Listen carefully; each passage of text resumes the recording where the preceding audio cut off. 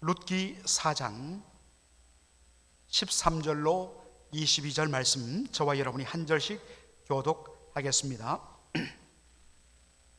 이에 보아스가 룻을 취하여 아내를 삼고 그와 동침하였더니 여호와께서 그로 잉태케 하심으로 그가 아들을 낳은지라.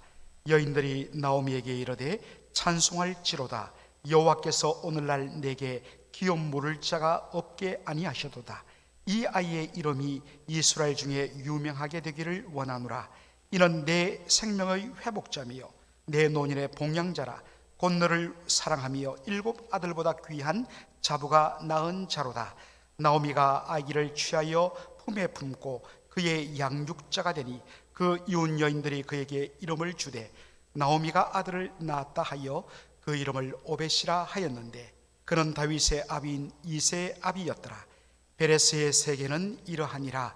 베레스는 헤스론을 낳았고 헤스론은 람을 낳았고 람은 아비나답을 낳았고 암미나답은 나손을 낳았고 나손은 살몬을 낳았고 살몬은 보아스를 낳았고 보아스는 오벳을 낳았고 오벳은 이새를 낳았고 이새는 다윗을 낳았더라. 아멘. 오늘 저는 생명의 회복자라는 제목으로 말씀을 전하고자 합니다. 오늘 드디어 룻기 강해 마지막 부분에 이르렀습니다. 제가 확인해 보았더니 4월 26일 주일부터 룻기 강해를 시작해서 오늘까지 14번에 걸쳐서 룻기를 가지고 함께 실험하며 은혜를 받았습니다. 매 시간마다 하나님께서 부어주시는 놀라운 복음의 은혜를 우리가 함께 느끼며 도전받으며 참으로 감격하는 그러한 시간을 가졌습니다.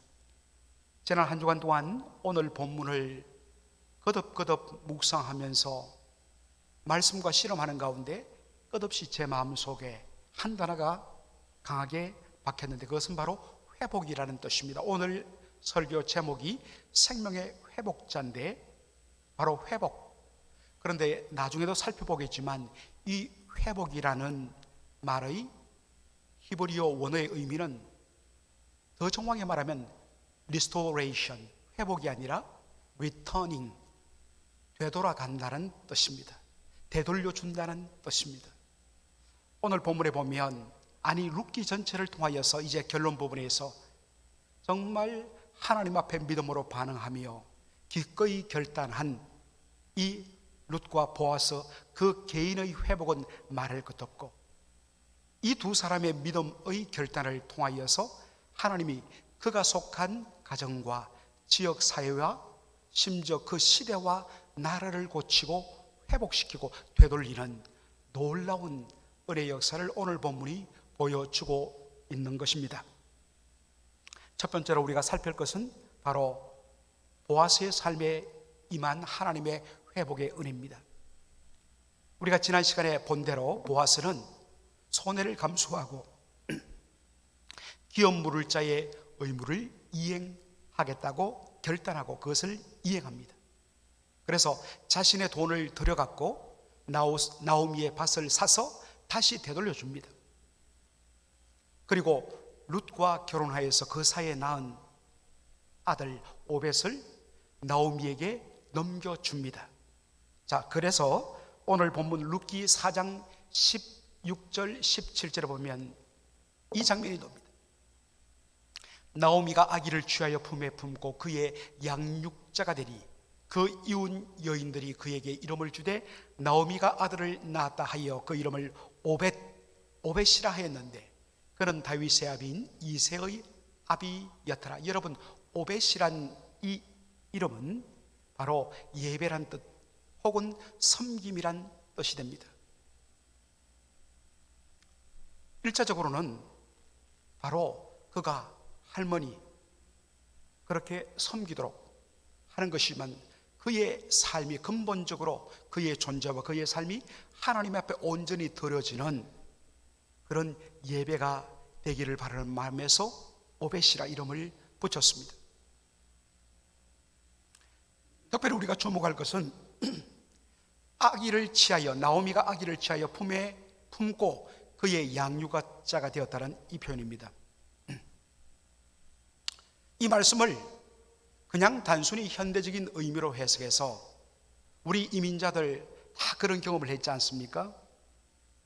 두 부부가 아침부터 밤늦게까지 뛰어야만 살아남을 수 있는 이민 환경에서 한국에 계신 부모님들 모셔와서 그 부모님들 말도 통하지 않는데 거의 하루 종일 집안에만 계시면서 아들 부부가 맡긴 그 손주들을 품에 안고 할머니가 양육하는 그러한 것을 많은 분들이 떠올리면서 그렇게 해석하는 것을 제가 보았습니다. 그런데 이 말의 히브리적인 의미는 그렇지 않습니다. 바로 이 표현은 언제 쓰느냐면 한 아이를 자기의 자식으로 입양하여서 자녀 삼을 때 쓰는 표현이 아기를 취하여 품에 품고 그의 양육자가 되었다라는 표현을 씁니다. 그리고 그 다음 보면 베들레헴 여인들이 뭐라고 이야기합니까? 나오미가 아들을 낳았다라고 이야기합니다. 여러분, 실제로 나오미가 아들을 낳은 것은 아닙니다. 그런데 왜 이웃 여인들이 나오미가 아들을 낳았다라고 이야기할까요? 이것은 보아스와 룻이 낳은 이 오벳을 그가 바로 손자로 가지게 되었다는 그러한 뜻이죠. 그러한 의미에서 이런 표현을 씁니다. 룻과 보아스의 사이에서 난 이 아이가 이제는 끊어진 가문의 대를 잇는 바로 계승자, 상속자가 되었다는 말입니다. 따라서 호적상으로 보면 오벳은 더 이상 보아스의 아들이 아닙니다. 그는 그 동네에서 바로 엘리멜렉의 손자요 죽은 말론의 아들로 불려지게 되는 것입니다. 그리고 그 당시에 모든 호적 문서라든지 그 기록에는 다 말론의 아들 엘리멜렉의 손자로 기록되어 있었을 것입니다. 그런데 성경은 이 오벳을 어떻게 묘사합니까? 룻기 4장 21절에 보면 살몬은 보아스를 낳았고 보아스는 오벳을 낳았고 라고 되어 있습니다. 오벳을 성경에서는 보아스의 아들로 명확하게 기록합니다.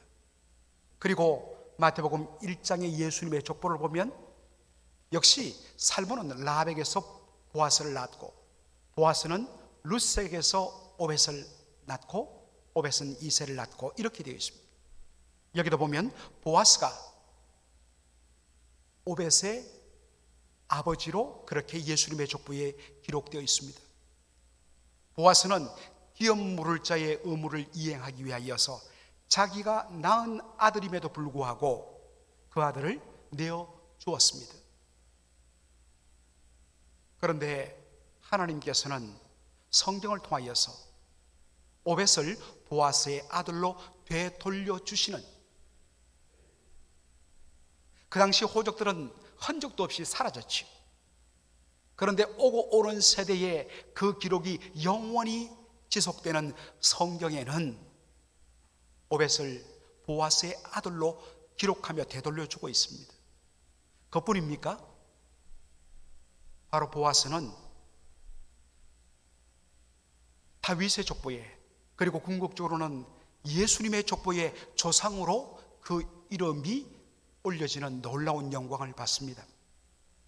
여러분, 하나님께서는 주를 위하여 때로는 손해가 됨에도 불구하고 기꺼이 헌신하며 그것을 내어놓는 그 손길을 결코 외면하지 않습니다. 기억하셨다가 때가 되었을 때 하나님께서 갚아주시고 되돌려 주십니다. 우리가 내어놓는 것은 하나인데 하나님이 리터닝, 되돌려 주시고 회복시키시는 것은 인간적으로는 계산이 안 될 만큼 넘칩니다. 이것은 비단 보아스 한 사람에게만 적용되는 예외적인 적용이 아닙니다. 오고 오는 모든 하나님 나라의 백성들에게 동일하게 적용되는 그러한 내용입니다. 주를 위하여 자신의 것을 내어준 것을 주님 결코 잊지 않으십니다. 반드시 되돌려 주시고 넘치도록 하나님께서 부어주시면서 회복시켜 주신다는 것, 이것이 룻기가 우리에게 던지는 강력한 도전이란 것입니다. 두 번째는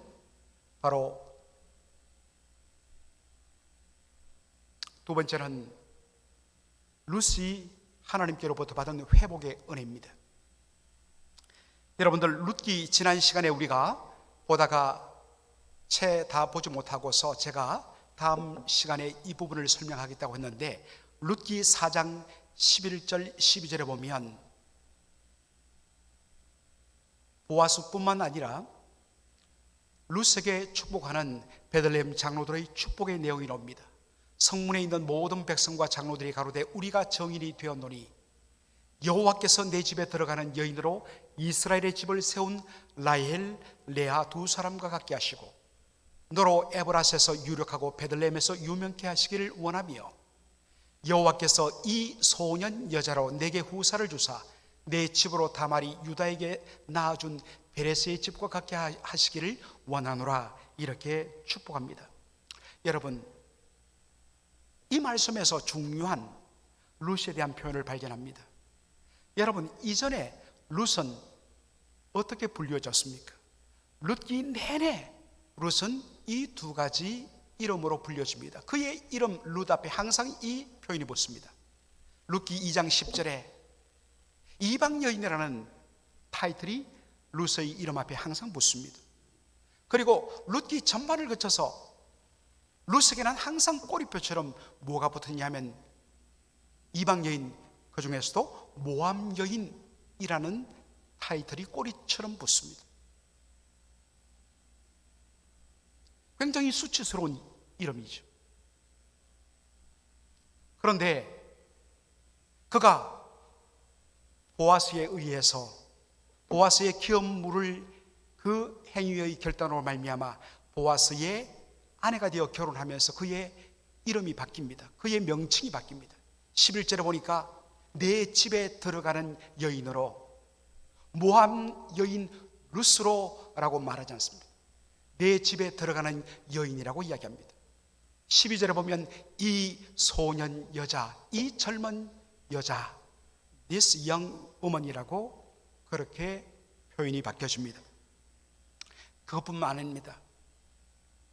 11절에 보니까 내 집에 들어가는 여인 룻으로 하여금 이스라엘 집을 세운 라헬과 레아 두 사람과 같게 하시고 이스라엘 12지파를 통하여서 이스라엘을 명백하게 만든 라헬과 레아 두 사람의 정말 그 이스라엘 조상의 반열에 룻을 세우는 모습을 보게 됩니다. 룻기 2장 13절 보면 룻이 이삭을 주면서 보아스 앞에서 자신을 이렇게 소개합니다. 나는 당신의 시녀의 하나와 같지 못하오나. 여러분, 제가 이 부분에 대해서 자세히 설명했는데 여기 시녀라는 종이라는 단어, 영어에는 그냥 servant로 번역이 되어 있지만 히브리 원어에 보면 servant라고 번역된, 종이라고 번역된 단어가 여러 개 나옵니다. 그런데 여기 쓰여진 이 종이라는, 시녀라는 단어는 여자 종들 중에서도 가장 등급이 낮은 천한 여자 종을 가리킬 때 쓰는 히브리 단어입니다. 그런데 룻은 이야기합니다. 나는 당신의 가장 비천한 여종보다도 더 못한 존재입니다. 물론 일면은 겸손한 표현일 수도 있지만 그 시대 상황 속에서 이방 여인으로 그렇게 천대받던 가장 낮은 종보다도 더 못한 그러한 존재로 완전히 취급받던 그러한 룻이었습니다. 그런데 어떻게 됩니까? 룻과 결혼하게 되면서 4장 13절 보니까 보아스가 룻을 취하여 무엇을 삼았다고요? 아내를 삼았다고 이야기하고 있습니다.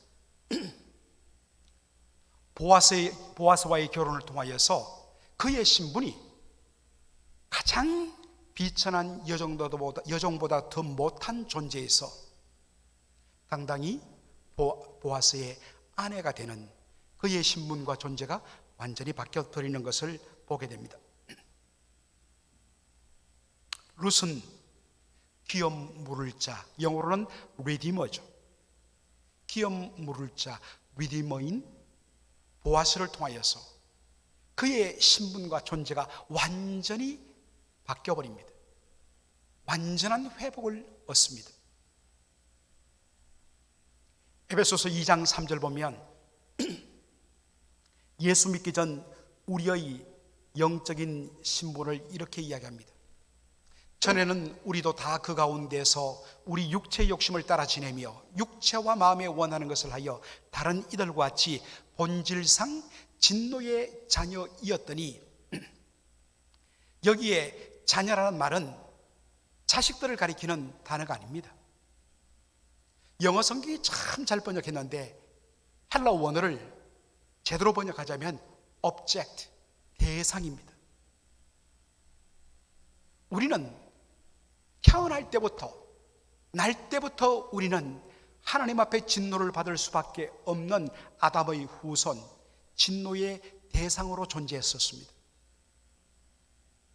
그런데 우리의 기업 물을 자이신 리디머, 우리의 구속자이신 예수 그리스도, 그분의 십자가와 대속의 놀라운 은혜로 말미암아 우리의 모든 죄값이 다 지불되고 흑암과 저주의 권세에서 우리가 풀려나 본질상 진노의 자녀들인 우리가 하나님의 자녀가 되는 놀라운 은혜를 우리가 누리게 된 것입니다.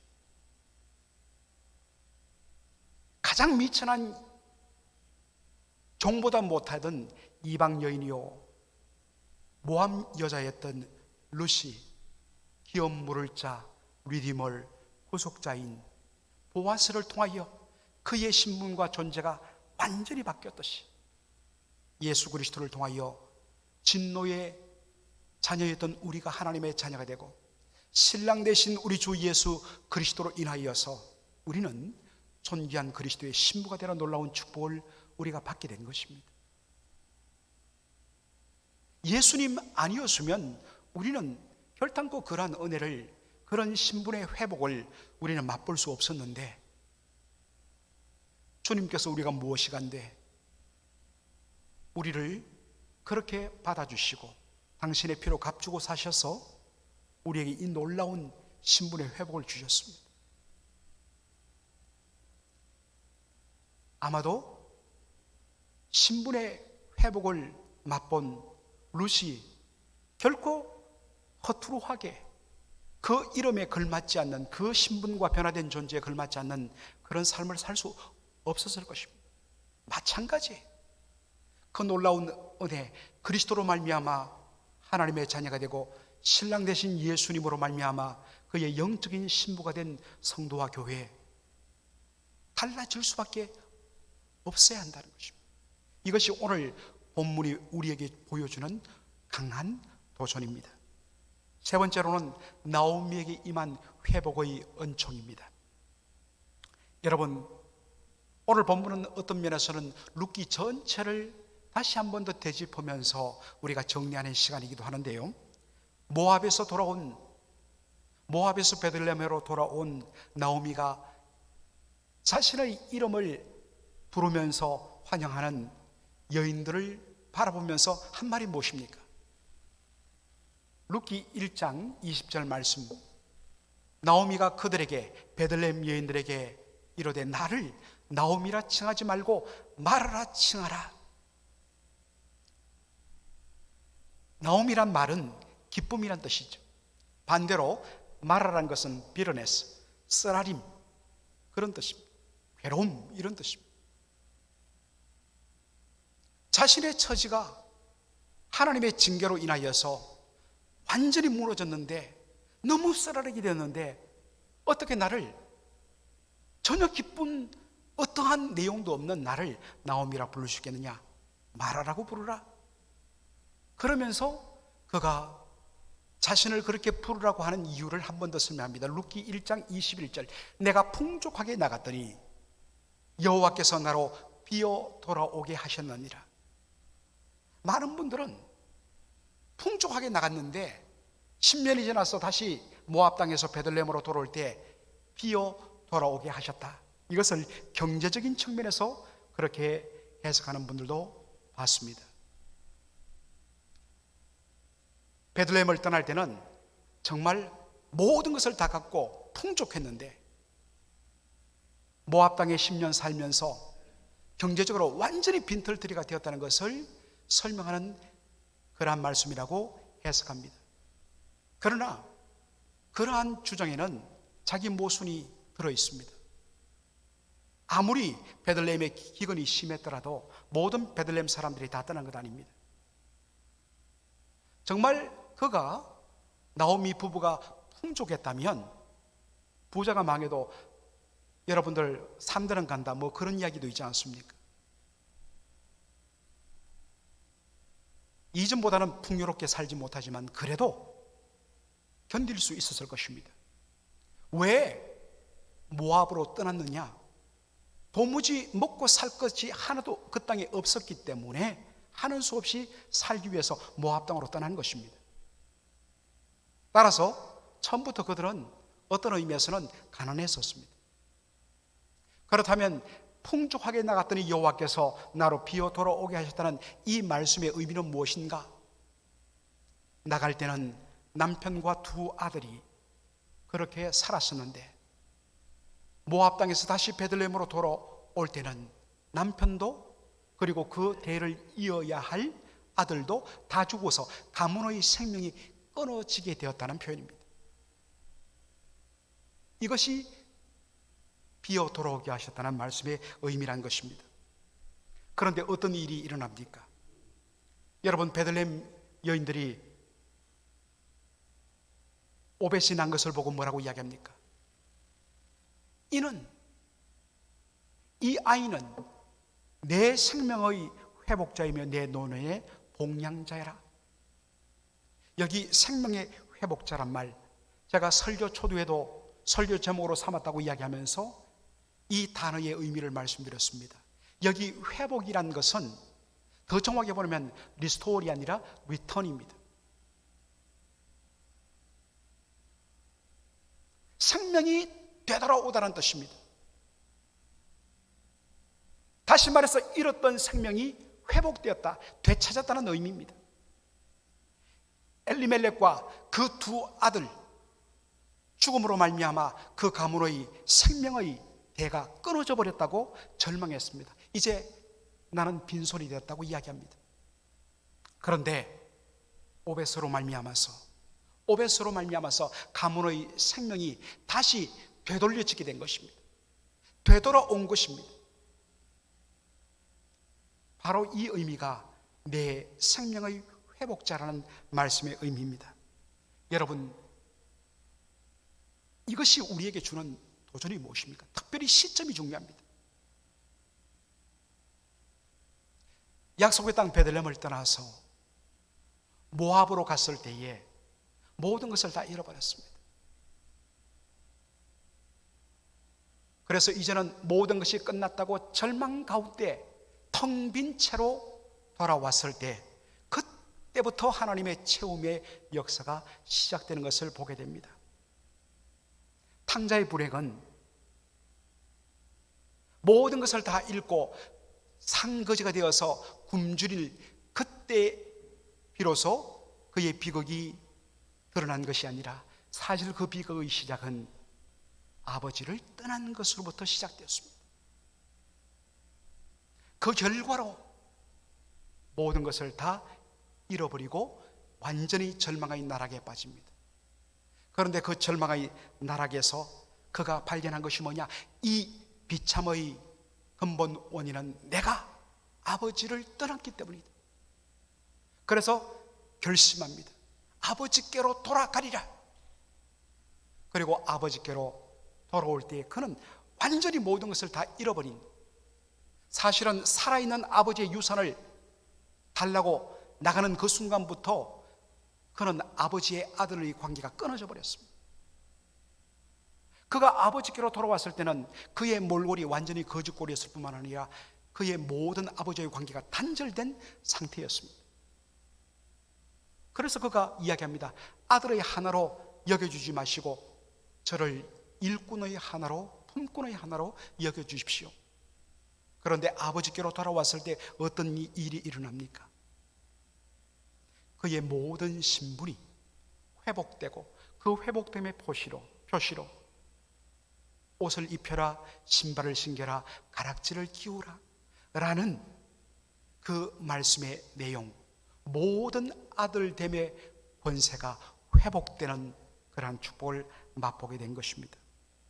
사랑하는 성도 여러분, 지금 여러분의 영혼의 상태를 한번 점검해 보십시오. 여러분은 fullness, 충만함으로 있습니까? 아니면 emptiness, 텅 빔으로 있습니까? 겉으로는 다들 아무런 일 없는 것처럼 보이지만 과연 우리의 심령의 상태가 충만인가 텅 빔인가 하는 것입니다. 우리의 심령 속에 텅 빔과 끝없는 방황이 있다는 것, 그것은 우리가 지금 하나님을 떠나 있다는 사인입니다. 두 가지 우리가 선택할 기로에 놓이게 됩니다. 거기로부터 하나님께로 돌아오는 것과 끝까지 고집하는 것, 두 가지입니다. 끝까지 고집하면 끝없는 방황과 텅 빈 그러한 불행한 인생을 삽니다. 그러나 어떠한 형편, 어떠한 처지에 있었던지 간에 하나님께로 리터닝, 돌아서면 하나님께서 준비하신 그 모든 것들을 우리에게 다시 되돌려 주시고 채워주시는 은혜를 맛보게 되는 것입니다. 이것이 룻기가 보여주는 강력한 메시지입니다. 하나님께로 돌아오면 생명도 돌아오게 된다는 것입니다. 언제나 열려 있습니다. 마지막으로 살필 것은 룻과 보아스, 이 개인들의 회복의 은혜뿐만 아니라 이 사람들을 통하여 그가 속한 가정과 사회와 그리고 나라와 시대 자체도 회복되는 놀라운 은혜를 맛보게 되는 것을 본문이 보여줍니다. 여러분, 룻기의 시대적인 배경이 어느 시대라고 했습니까? 사사시대라고 했습니다. 사사들의 다스리는 때에 이 룻기가 기록됩니다. 룻기 초반부에 제가 사사시대의 특징을 말씀을 드렸습니다. 사사기 마지막 구절, 사사기 마지막 구절이 사사기 21장 25절인데 이렇게 이야기합니다. 그때에 이스라엘에 왕이 없었으므로 사람이 각각 그 소견에 오른 대로 행하였더라. 사사시대는 하나님의 왕되심을 거부하고 하나님의 뜻이 무시되던, 하나님의 말씀의 다스림이 완전히 배격되던 흑암의 시대였습니다. 사람들은 각기 제 소견에 오른 대로 살아갑니다. 그런 흑암의 시대 속에서 룻과 보아스, 믿음의 사람을 통하여 태어난 아들이 바로 오벳입니다. 그리고 그 오벳을 통하여 누가 나느냐? 바로 다윗이 등장합니다. 오벳을 통하여서 하나님의 마음에 합한 자 다윗이 나오고, 그가 이스라엘의 왕이 됨으로 말미암아 단순히 왕이기 때문에 이스라엘의 왕이 있었다가 아니라 그 앞전에 첫 번째 왕 사울이 섰지만 여전히 사사시대의 흑암은 계속되었습니다. 왜냐하면 왕이 하나님의 뜻대로 나라를 다스리는 것이 아니라 자기의 소견에 오른 대로 나라를 다스렸기 때문에 왕이 있지만 여전히 사사시대의 계속이었습니다. 그런데 하나님의 마음에 합한 사람 다윗이 왕이 되어서 오직 하나님의 의와 공의로 나라를 다스림으로 비로소 이스라엘은 여호와의 나라가 되고 하나님의 왕되심이 인정하는 새로운 세상이 된 것입니다. 다윗을 통하여서 그 시대가 바뀌고 시대가 치유되고 사사시대가 종식되는 놀라운 은혜를 맛보게 된 것이죠. 그리고 이 믿음의 줄기가 흘러 예수 그리스도, 다윗의 자손 예수 그리스도를 통하여 이 땅의 모든 어둠을 깨트려버리는 예수님의 십자가와 부활의 구원의 역사를 통하여서 하나님 나라가 이 땅에 선포되는 놀라운 회복의 역사들이 일어나게 된 것입니다. 말씀을 마무리합니다. 룻과 보아스가 이런 결과를 기대하고서 그들이 그런 순종을 한 것은 분명히 아닙니다. 그냥 말씀 앞에 거룩한 부담을 가지고 당장 눈앞에 손해가 되고 돌아오는 것은 없는 것처럼 보이지만 이것이 하나님의 뜻이기 때문에 기꺼이 하겠다 순종했습니다. 세상적인 유불리와 손익계산을 뛰어넘어서 이것이 하나님의 뜻이기 때문에 나는 순종한다 했을 뿐입니다. 그런데 이러한 믿음의 결단과 헌신을 하나님이 결코 외면하지 않다는 것입니다. 그리고 때가 되었을 때 하나님께서 놀라운 방법으로 그가 차마 생각조차 못했던 방법으로 하나님께서 되돌려 주시고 회복시켜 주시고 부어주시는 그런 은혜가 있는 것입니다. 의인의 자녀가 받는 축복이 바로 그런 축복이죠.